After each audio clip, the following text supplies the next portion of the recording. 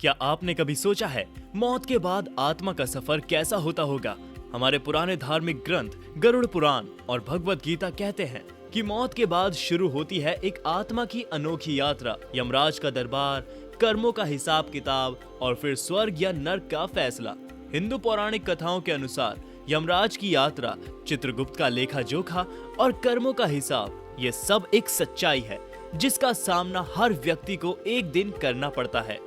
पर यह सफर सिर्फ स्वर्ग और नर्क तक ही सीमित है या ये पुनर्जन्म एक अनंत चक्रव्यूह है? ये सवाल हमेशा से लोगों को सोचने पर मजबूर करता आया है। कहते हैं पुराणों में इस रहस्य का जवाब छुपा है। ये सब कुछ हमारे कर्मों पर आधारित है। तो सवाल ये है, क्या आपके कर्म आपका अगला जन्म तय कर रहे हैं? अगर हाँ, तो आपका भविष्य क्या बनेगा?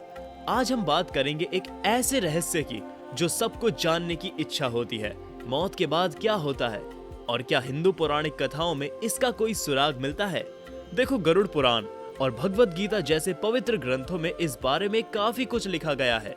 एक बात तो क्लियर है, आत्मा ना कभी जन्म लेती है और ना ही कभी मरती है। जब हमारा शरीर मिट्टी में मिल जाता है तब आत्मा अपने अगले सफर पर निकल पड़ती है। गरुड़ पुराण के मुताबिक मौत के बाद आत्मा यमा के दरबार जाती है। वहाँ एक इंटरेस्टिंग सीन होता है। यमराज के पास एक अकाउंट मैनेजर होते हैं, चित्रगुप्त, जो हमारे हर एक कर्म का पूरा रिकॉर्ड रखते हैं। मतलब हमारे अच्छे और बुरे कर्म एक किताब में लिखे जाते हैं और वही डिसाइड करता है कि हमें स्वर्ग का सुख मिलेगा या नर्क की सजा। और हाँ, अगर कर्म अच्छे हैं तो स्वर्ग का सुख मिलेगा, लेकिन अगर गलतियां ज्यादा हुई हैं तो नर्क में भयानक सजा का सामना करना पड़ता है। गरुड़ पुराण कहते हैं कि नर्क में 28 अलग अलग प्रकार के प्लेसेस होते हैं जहां हर जगह अलग अलग तरह की यातनाएं दी जाती हैं। ये सारी सजा उन गलतियों का प्रायश्चित करने के लिए होती है। दूसरी तरफ अगर किसी व्यक्ति के कर्म पवित्र और शुभ होते हैं तो उसके लिए स्वर्ग के द्वार खुल जाते हैं। वहां आत्मा अपने अच्छे कर्मों का पूरा रिवॉर्ड एंजॉय करती है। लेकिन स्वर्ग और नर्क क्या परमानेंट है? नहीं, ये दोनों सिर्फ आत्मा के अगले जन्म तक के लिए एक टेम्पररी स्टॉप होते हैं।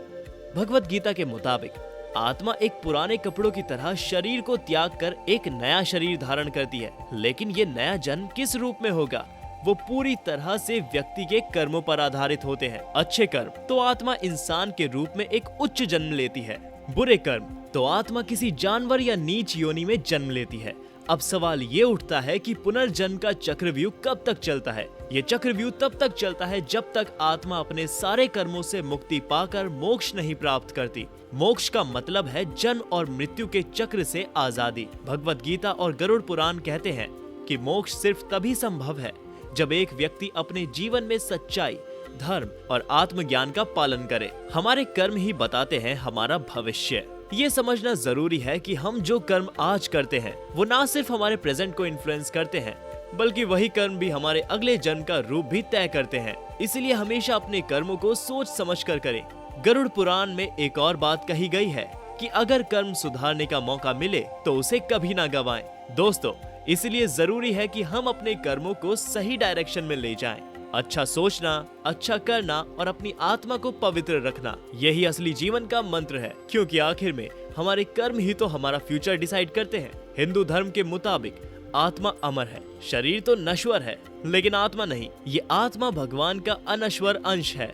जब तक ये आत्मा अपने पवित्र रूप को समझ नहीं लेती, तब तक ये जन्म और मृत्यु के चक्र में उलझी रहती है। इसी वजह से हिंदू धर्म में आत्मा की शुद्धि और मोक्ष को जीवन का सबसे उच्च लक्ष्य माना गया है। मोक्ष का मतलब है इस साइकिल ऑफ रीबर्थ से मुक्ति और अपने असली स्वरूप को पहचानना, जो है भगवान के साथ एक होना। अब आप सोच रहे होंगे कि हम अपने कर्म सुधार सकते हैं, तो दोस्तों इसका जवाब है हाँ, और ये हमारे हाथ में है। और सबसे बड़ी बात, ये सफर जो हमारी आत्मा है एक रहस्य है। मौत के बाद ये सफर स्वर्ग, नर्क और पुनर्जन्म के पड़ावों से होकर गुजरता है। लेकिन ये सफर सिर्फ सुनने के लिए नहीं, सीखने के लिए है। तो दोस्तों, हर एक कर्म को सोच समझ कर करो।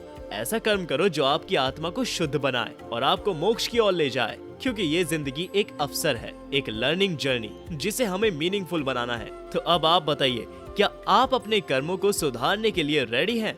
अगर हाँ, तो ये मोमेंट शुरू करने का बेस्ट टाइम है। Let's make every action count. आपके कर्म आपका अगला जन्म कैसे बनाएंगे? क्या आप स्वर्ग का सुख पाएंगे या नर्क का दुख?